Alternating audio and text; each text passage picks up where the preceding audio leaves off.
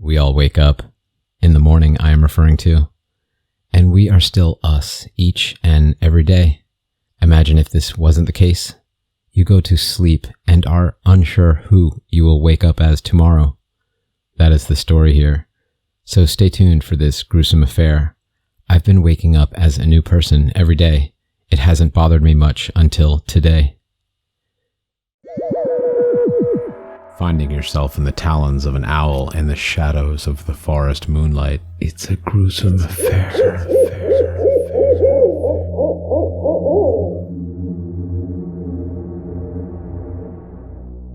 So, this all started technically about a month ago. Well, it's been like 30-something days to me, but sometimes days are skipped. I didn't notice the first couple of times, but then I fell asleep on a Monday and woke up on a Monday. Sorry, I know it's a bit confusing. Believe me, I know. The point is, it wasn't always like this. The last day I had myself didn't even seem that special. I just got home after classes, went to the gym, then picked up my nephew from their school. It was the normal routine. My brother and his wife were home late and asked if I could drop my nephew off. That wasn't part of the normal routine, but it wasn't unusual. I picked up some tall boys, Pabst and Trulies, like usual, on my way home from the gas station, said hi to my mom when I got back, then messed around on the computer, then Xbox while I drank. I texted some friends after a while, having weird conversations that I'd usually feel pretty embarrassed about in the morning. Well, the embarrassment never really came since I woke up in a stranger's apartment. At first, I was really disoriented. I don't know if it made it better or worse that I wasn't hungover at all.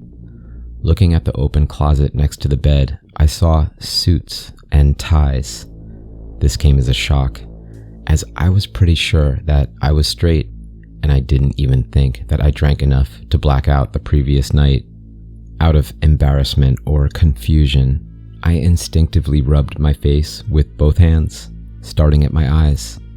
That's when I felt the unfamiliar features and beard.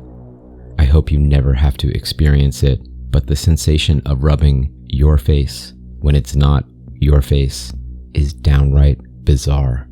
I think the beard made me realize quicker that something was up, but still. Anyway, I fell out of bed and crawled towards a mirror. A 30-something-year-old bearded man crawled back at me. This made me reel back and crawl up against the wall. After the initial shock subsided, the rest of the day went by with me holed up in the apartment, ignoring his phone calls and watching TV, mostly the cooking and reality channels, waiting for myself to wake up. I started feeling tired.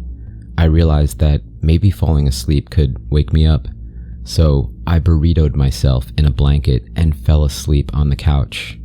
The next day, I was a girl in a dorm room.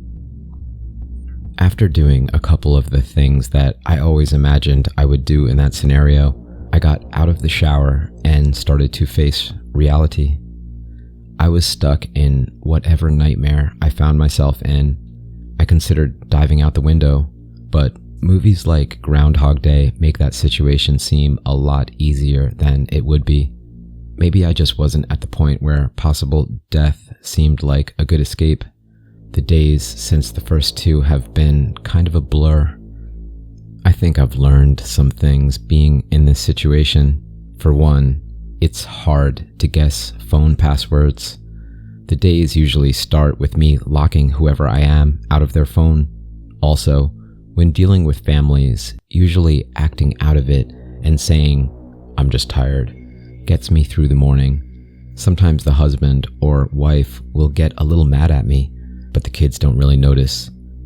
Being a kid again can be weird, but it's easier to take naps as them, and yeah, people really don't believe most of what I say, much less that I'm not their kid. Believe me, it's better that I don't try explaining anything. I tried telling the situation to my guy's girlfriend once, and we got in a relationship-ending fight. Apparently, the guy was untrustworthy and uncaring lately. and she saw it as a weird Hail Mary to not talk about it. I even told her my original name, and she just said she was done with me, or him, and left. I felt bad after that one. I could have just broken up a couple. I know, I probably should try to convince other people better, but to be honest, I just haven't felt a sense of urgency enough to get me to really figure out what's going on here. At least, that was the case until a few days ago. The day after being a middle-class housewife for probably the 7th time, I got some older woman, Carly Anderson, age 68 according to her license, who lived alone with some cats and dogs. More importantly, she didn't have a password on her computer. At first, out of excitement, I checked up on some YouTube channels. After getting some good dopamine levels, I realized I should probably try something more productive, so I looked up some questions on Google. These questions included body swap mental disorder, different person-like syndrome, body swap rules, Freaky Friday synopsis, and things like that. Then I remembered that Facebook existed. I hesitated before looking myself up. What if I didn't exist? What if I had become a weirdo or outspoken pervert or something? Then I reminded myself that I had set my account to private, so I wouldn't be able to see anything but my profile picture. I searched it up, and yeah, just that picture showed up.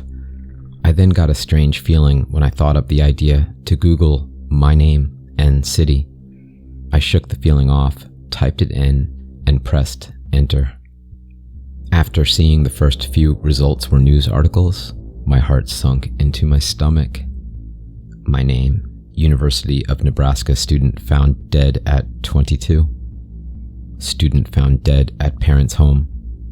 Interview with my name, family, any updates?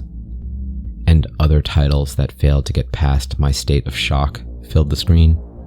It took me about 10 minutes to click one of them.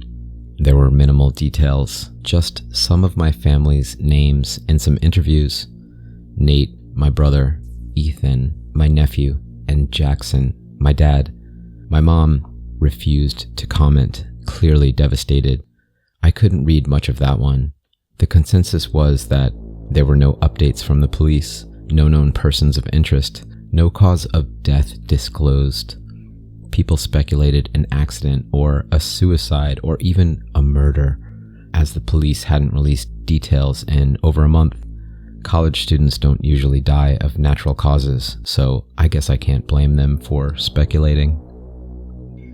I was tempted to check any of my family's Facebook pages, but I just couldn't.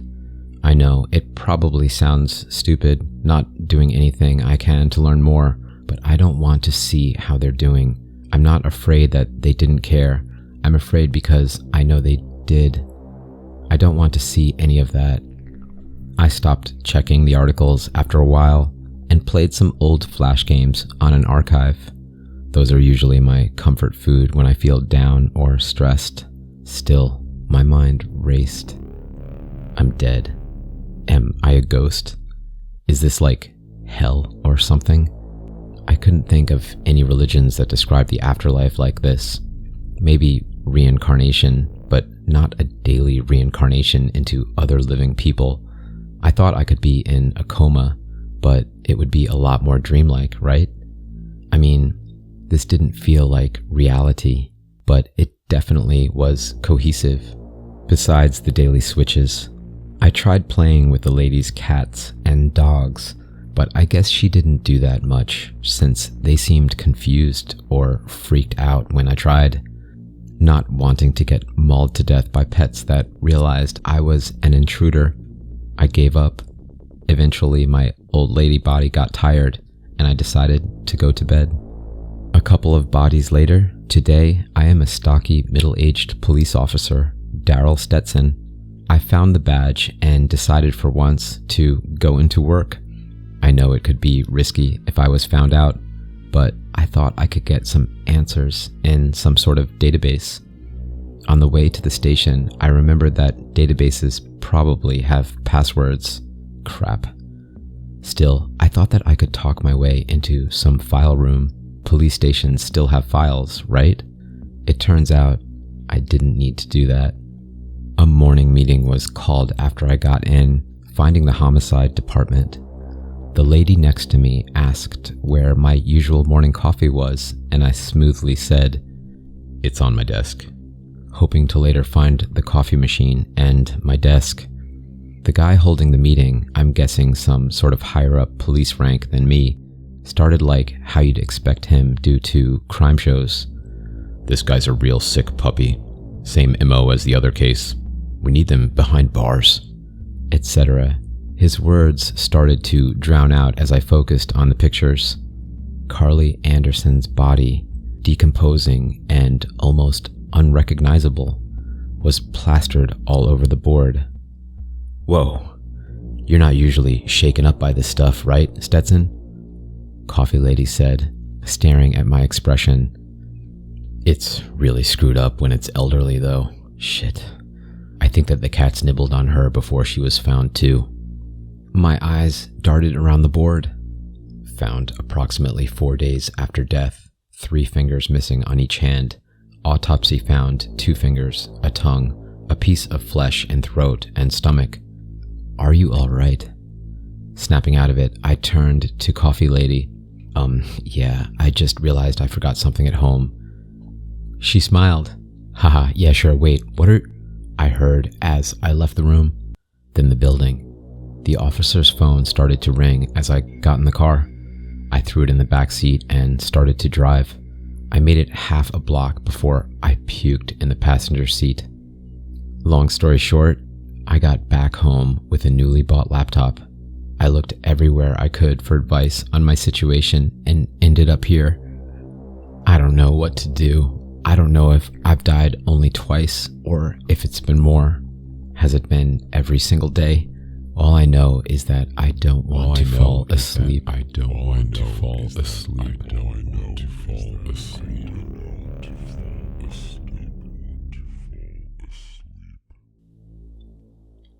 To my forest friends, thank you for listening to another horrible tale. Dusk is a time of transition. It is an owl's wake-up call. And as the shadows grow longer and darkness takes over, the only thing to fear is fear itself. Be still in the storm, and I promise you, you will be safe. Please help this channel grow to 10,000 subscribers by ripping at the subscribe button and scratching a comment. I read every single comment scratched here, and I look forward to visiting here on the Smoking Owl Tales channel on another night very soon. On another night very soon. On another night very soon. On another night very soon. On another night very soon.